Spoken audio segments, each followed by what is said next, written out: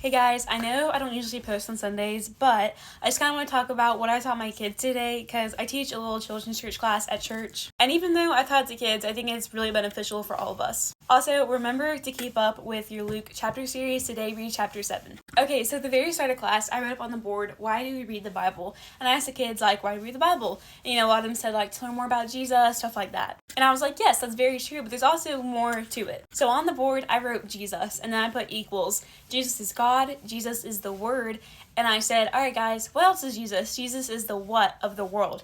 And one of them was the light. And I was like, yes, Jesus is also the light. And then I put sin equals. And I said, what does sin equal? Sin equals darkness. Sin equals a trap for your feet. Sin is what the enemy or the devil wants you to fall into. And it separates you from God. So then without telling them why, I blindfolded them and said, all right, you're going to walk from here to the other side of the room and try to touch the wall while being blindfolded. And obviously, every single kid had some type of a curved or just not a straight path. And the point of that is just showing them when you're in the darkness, you cannot walk on a straight path, especially not on your own. If you had someone help you, probably, but not on your own. Then I told them, when you're not on this straight path, there is sin, which is a stumbling block, all around you.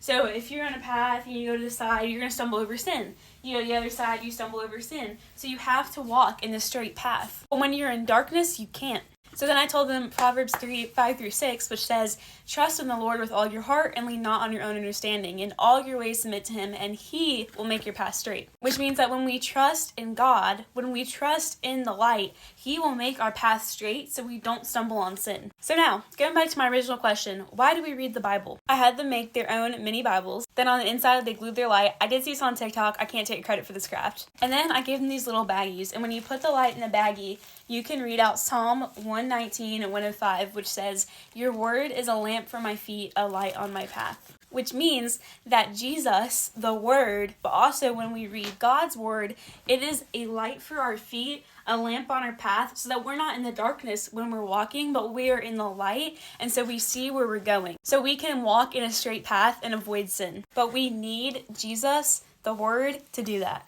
So yeah, I just want to share it with you guys. God will direct you in the right way. Hope you have a blessed Sunday and a great week ahead. Bye, y'all.